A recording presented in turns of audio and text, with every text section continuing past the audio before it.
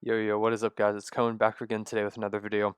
All-Star Weekend, actually not even All-Star Weekend, All-Star Sunday just finished up. I can't call it a weekend because it was all in one day. I kind of want to just give my thoughts about that. There's some really fun things that happened. It was interesting to have it all in one night. Very different from the usual format where it's 2 3 days. I put out a poll on Twitter asking people what they thought about the whole thing. 61% liked it, 39% said not really. So kind of split. Most people in the comments were said they really didn't care. I thought it was pretty cool. It was cool to see everything happen at once, not have to wait for multiple days, a bunch of speculation, a bunch of extra media coverage and stuff. We just got all out of the way in one night. It was cool. Now, of course, that is less NBA content over the length of the All-Star break because it's all in one night. It's not as much spread out. But I did like being able to go from event to event to event. The only issue is I feel like some of the events end up feeling rushed, particularly the dunk contest. I think really suffered from that rushedness, but I'm gonna go back and start from the beginning with the they call it the Taco Bell Skills Challenge. Um, I don't know, man. The sponsor names are crazy to me, but that's how it works. So the skills challenge ended up DeMontis Sabonis taking home the crown. He was really really good in this challenge.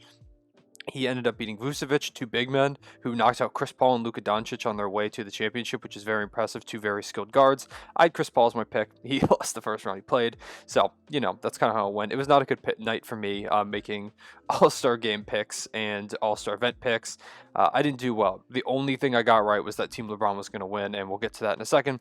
But the skills challenge is fun. I just feel like it could benefit from a couple different changes. I feel like it's gotten kind of stale now. I think you have to keep changing up these events year by year. There's very few events where you can keep it the exact same for very long and it's not going to get stale.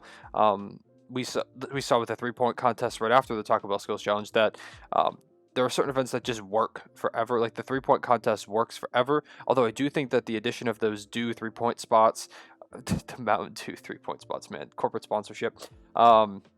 Mountain Dew, if you're watching this, you want to sponsor me, I'll call myself Mountain Dew Cone if you want me to, if you give me a bunch of money. But there are these Mountain Dew spots that are way off beyond the perimeter. I think that's a good change. Now, I think that the skills challenge, what I want to see from the skills challenge is I want it to be a massive bracket. I want them to, obviously it wasn't possible this year because of COVID and everything, but I want them to set up a huge bracket if they can get enough players to do it. Like I want to see 20 guys come into the skills challenge and add some extra stuff to it. I'm not sure what you can necessarily add. There's obviously you have to hit a layup, you have to dribble around, you have to make a pass, you have to hit a three, which is kind of most of the normal stuff. So I'm not really entirely sure what you could add. Let me know in the comments below what you think, if you have any ideas for that. But I think it would really benefit from a long, because you get more invested the longer the thing goes on. So if you have 20 people and you have every guy's playing first round, that the winner's playing that round, and just long tournament style like it is now, but with way more guys, you slowly get more and more invested in these players winning, and guys then have the opportunities to go on runs. Like imagine if March Madness was like 6 teams played, and then the the two best teams played at the end, and that was it, and just single elimination style. That would be nowhere near as fun because March Madness, you get invested in teams, you get invested in storylines, and that helps to contribute to that. Obviously, it wouldn't have worked in this one night format because there just wasn't enough time. But I think if you go back to the format where it's a long lasting thing where it's over the span of a few days, I think that could work well. Let me know what you think about that in the comments, and if you have any other suggestions. Cool to see a big man win. The commentary on this was a little weird, how angry Kenny Smith and Dwayne Wade seemed to be that big men were winning. I don't know, Kenny Smith was like, there's no way Sabonis should win, when Sabonis is really really skilled even if he is a big man. He was not happy that the guards didn't win. I don't know, maybe it's just a guard bias from him. But I don't know, I really enjoyed this event. It wasn't my favorite event of the night. It was probably third or fourth, probably go third, I guess. The dunk contest was, we'll talk about that in a second. But it was entertaining. It's the skills challenge. You know exactly what you're going to get with the skills challenge. 3-point contest, though, might have been my favorite event in the entire night. Guys put on a show. I tweeted out before that I thought it was going to be a classic. No fans in the arenas. Some really, really good shooters. Obviously, Steph Curry, who ended up winning the whole thing. Greatest shooter of all time. So there was a lot of opportunity, I thought, for great moments, and there were. Mike Conley, first time being in an All-Star, showed up to the 3-point contest. He came out to hoop, got second place, just barely lost to Steph Curry, man. But he balled out in that first round, came in second place both rounds. Just really awesome performance from him. It was super cool to see him there. He was very happy to be there. He's just a very likable guy. I think it's impossible to hate Mike Conley or just not root for him, because he just really does seem like a very genuine dude. And You had some great performances. I picked Zach LaVine to win this. I figured Steph Curry was going to win. It's Steph Curry. But, picking Steph Curry is not as fun. So I picked Zach LaVine, ended up falling out in the first round. Jason Tatum also advanced along with Mike Conley and Stephen Curry. Jason Tatum he shot really well. And yeah, so it was fun. Like I said, Steph Curry, though, absolutely stole the show from everyone else. Just drilled shot after shot after shot. It's just mesmerizing to watch him shoot the basketball. Like I said earlier, greatest shooter of all time. It's not even a debate. Like, there is no debate to be made against Steph Curry being the greatest shooter of all time. And if you have one, keep it to yourself because people are going to call you crazy. So, really fun event. 3-point contest is always going to be great. I personally think that this is the most fun out of the 3 contests between the dunk contest, skills challenge, and 3-point contest, obviously. I think this is the most fun one. I just love seeing it. I love seeing long range shooting. And like I said, I think the deep shots were a great addition as players continue to develop and become better shooters and stuff. I think that they're going to keep expanding that. I would not be surprised if we see a half court shot at some point where you have to run out and shoot that half court shot, maybe make it like 5 points because right now the due spots are 3. Maybe you could make it 4 so it's not too overpowered, but I think that would be really cool to see. I don't know. Just let me know what you guys think. For all of these events, let me know if there's any changes you would make. Let me know what you thought of them. Now we get into the, I'll talk about the dunk contest first, which took place in the middle of the AllStar Game, and this was the event I feel like most suffered from the rushness of the night. The other events kind of felt like they were decently paced, but the fact that they shoved this at halftime, it really made it suffer. Now, I thought there were a lot of great dunks. I enjoyed this contest. I'm not saying it was a bad event by any means, but I think it did suffer a little bit. Obviously, last year had a really, really good contest, and so I think people were kind of down on it this year, just the fact that there weren't a lot of big names. I thought there were some really good dunks. I think the problem is that the judging kind of seemed inconsistent. It always does for these events, but tonight it felt especially inconsistent. Like, the best dunk of the night might have been Cassius Stanley's first dunk, and he got the lowest score of the night. Or the lowest score of that first round. I think his second dunk ended up getting a lower score if I remember correctly, but that was an amazing dunk. A bounce through the legs, like windmill dunk, that was incredible, and they just weren't into it. I think the lack of fans definitely hurt it a lot. Also, the judges were really, really far away from the contest, and I felt like they just didn't feel the impact of the dunks like we felt them on the broadcast. Obviously, like I said, the lack of fans, the lack of hype really kind of killed it, I think, too. And the players just seemed kind of tired, which is to be expected if they've just played half of a basketball game. They were just kind of sitting on the sides. They weren't reacting much. It just felt like all the energy was drained having it at halftime. When people were very invested in the All-Star Game, and then they're like, oh, and now I got to get invested in this contest, which, to be fair, did not have very many big names, if any. Probably Obi Toppin was the biggest name. Cassius Stanley probably the least recognizable name. He was my pick to win it all, and then he went out first. Like I said, was not a good night for me making these All-Star Game or All-Star Sunday picks. Obi Toppin had some great dunks. That first dunk he had was really, really cool. The bounce between the legs, awesome dunk. I think definitely deserved a solid score. And then Anthony Simons, I thought he killed it. I think people were way too weird about the fact that he didn't kiss the rim, like his head wasn't flying at it on his last dunk. I thought it was a really good dunk. Anthony Simons can really jump, and I thought he really showed that tonight. I also really did not like the finale. I didn't like that they just picked one. I loved the past years where we had overtime after overtime after overtime of these great dunkers just going back and forth and back and forth, and guys just coming up with new stuff because they really just wanted to beat the other competitor. And tonight, where it was just one dunk versus one dunk and the judges voted, it felt really anticlimactic and really lame. It also felt like obviously there was going to be a bias towards the most recent dunk.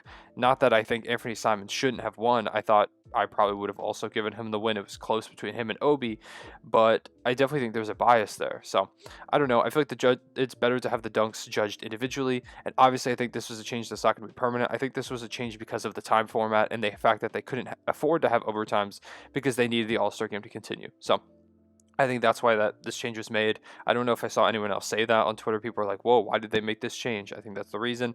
I tweeted out that this was going to be bad because you didn't know who the dunkers were. I'll be honest, a little premature on that one. I don't think the dunk contest was bad. It just wasn't super great, and I think it wasn't the dunkers' faults. I think it was the fault of the fact that it was rushed, the fact that they changed the format, a bunch of different stuff, the lack of fans. It just really suffered from a bunch of different things, and I think that really killed it. Now we'll go into the All-Star Game, which I thought was really, really fun, if not very lopsided. I thought Team LeBron was obviously going to win because they just were way more talented, especially when you throw in the fact that Joel Embiid and Kevin Durant didn't end up playing. It was a blowout. It really was not that close. However, though, even if it wasn't very close, it was really fun. Steph Curry is unreal. It's so fun to watch him just pull it from anywhere, and we don't typically see that in a game format. The All-Star game really missed him last season. It was cool to have him back. Lillard also pulling it from super deep, hitting that deep game-winning three. That reminded me a lot of that Game 6 shot over Paul George against OKC. They definitely referenced that. They referenced the whole waving goodbye thing. They were like, oh, he hit the deep three. The only thing he didn't do is wave goodbye. And, it's impossible to be an OKC fan without experiencing constant torture and being constantly reminded of these very painful experiences. That's just life as an OKC fan.